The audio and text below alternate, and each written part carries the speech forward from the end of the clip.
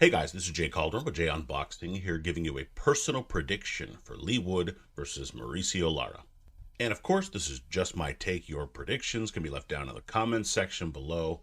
Would love to hear them all. It's a pretty good fight, fairly close in terms of the odds, which we'll get into a little bit later. So would love to hear all your picks, your bets, all that good stuff down in the comments section below. And a little bit of fight info here. We have Leigh Wood taking on Mauricio Lara here at the MOTORPOINT Arena in Nottingham, England. This will be airing on DAZN for the WBA featherweight title currently possessed by Leigh Wood on the line.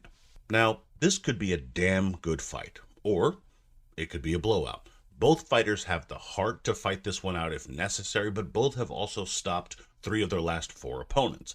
At the same time, both have been stopped earlier in their careers, so this fight could definitely go a number of ways, legitimately, for either man. It's also an exciting fight because the potential fights that will follow, especially for the winner, at featherweight are pretty interesting in themselves. You have Navarrete, you have Vargas, you have so many other fighters that could or couldn't be staying, titles that could be coming open. There's so many possibilities, so the winner will have plenty of big money offers to consider if they get through this fight. Still, they have to get this one out of the way and do so successfully. So let's figure that out in terms of who's going to be successful and break this one down.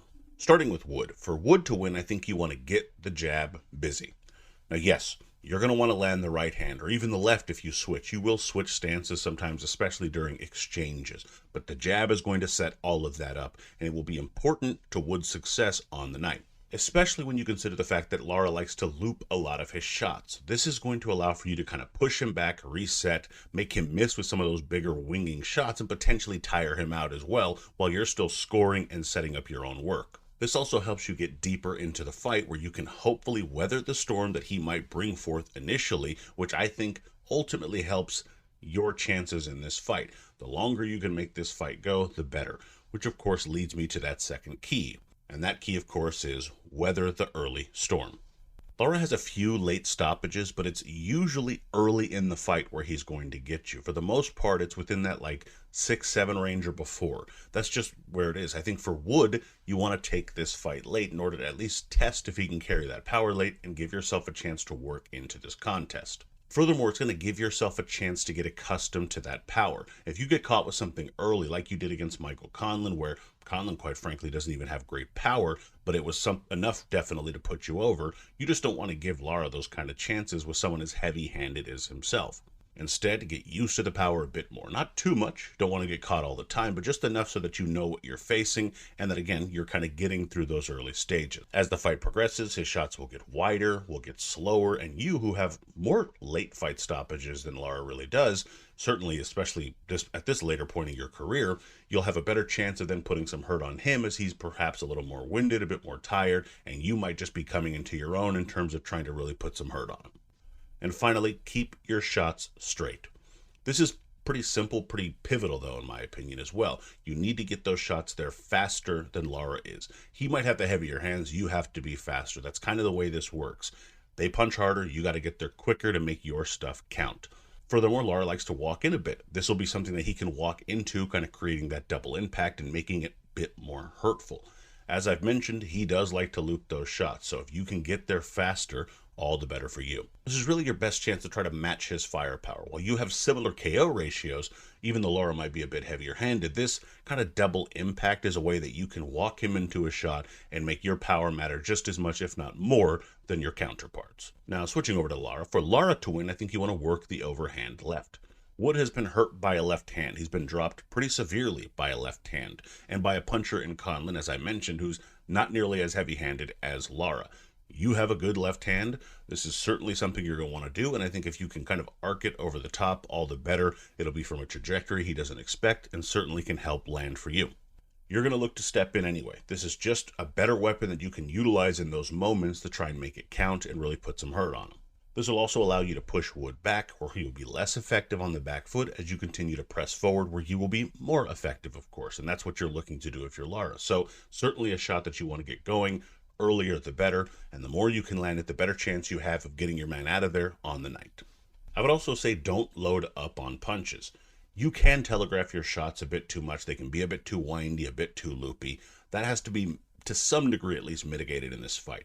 Ultimately, you are who you are, but you don't want to necessarily just lean into it by making your shots as just telegraphed as humanly possible. Let yourself build momentum in the fight by just letting the power come out. You have heavy hands anyway, it will be there. Doing this by loading up on these punches is going to take more out of you anyway. Now, I'm not saying you necessarily have stamina issues. Again, you've stopped fighters later on too, but you just don't want to put yourself in a position where you're having to ask that question of yourself. Just let the power come more naturally. Set it up more by timing his shots and even throwing more direct shots from time to time, then letting that power go the way you naturally will by throwing those hooks and those uppercuts, and I think you'll have better success than if you were just loading up the entire fight. And finally, I think this is a pretty obvious one here. Make it a brawl. Ultimately, you don't want a clean boxing match. That could favor Wood, especially in his own country where decisions come into play and you just don't know how the judges are going to look at this fight. Instead, naturally, you're going to want to make it a brawl. Just be smarter about it. As mentioned, set it up more. Take your time. Don't load up. But when you do get inside, you want to make it count. Force those exchanges. I think the more exchanges you see in this fight, the more it likely favors Lara, and that's, of course, what he's looking for. As the heavier-handed fighter, that's going to favor you. And Wood will engage eventually. You just have to make him do it. But don't rush it. Just let it happen naturally through your output as you step forward with some straighter shots from time to time, and then letting it kind of get a bit more wild when you're in the range you're looking for. Now, in terms of my pick here, while I do think this could go a number of ways, I'm settling on Mauricio Lara getting it done. I think Wood will look to box a bit in the beginning, but I think that the pressure and the big, wide shots from Lara will begin getting home a bit more. That is going to draw out the fighter in Wood, and I think that that would be where he finds some trouble. Wood will begin to engage in those trades and those exchanges, but the left hand of Lara will only get to the target even more and cause more damage. As the rounds progress, the heavier shots of Lara will push Wood back, beginning to stun him and might even drop him. Ultimately, up against the ropes, the referee will cause a halt to the action after a couple of brutal, more or less one-sided rounds in favor of the Mexican. Mauricio Lara via mid-fight stoppage. And in terms of the betting odds, they kind of agree with me more or less. Wood, while the titleist in his hometown, is still a plus 220 underdog, with Lara coming in at a minus 300. When you have those kind of quote-unquote odds against Lara, and he's still a sizable favorite, a 3-1 favorite as a matter of fact, you tend to know that the bookmakers are kind of here agreeing that Lara likely wins this fight. Again, doesn't matter until the fight happens, but those are your kind of straight-up odds.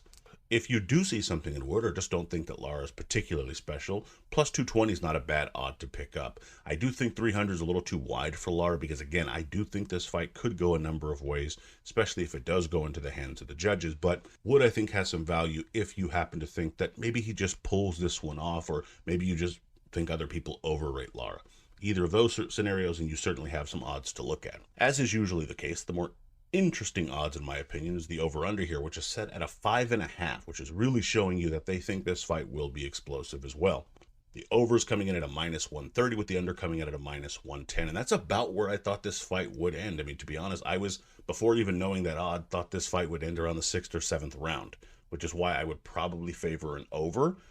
But I could see the under here, especially with that half round that kind of does throw things off. But that's where I'd find the most value, and that's at that point just kind of what you happen to feel personally. Either of those are pretty decent bets if you could do in that kind of small to mid-size range. Again, nothing too crazy in this particular case. Makes a lot of sense. But in any event, those are your odds. And my prediction record as of this recording is 3-2 with 3 exact. But let me know what you guys think down in the comments. We'd love to hear your thoughts, predictions, bets, so on and so forth. It's a pretty interesting fight. We'd love to hear if any of you believe this fight actually has a chance of going the distance.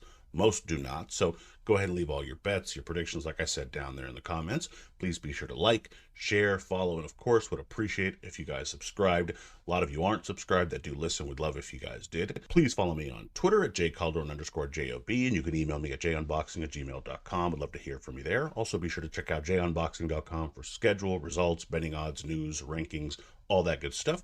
And as always, until next time.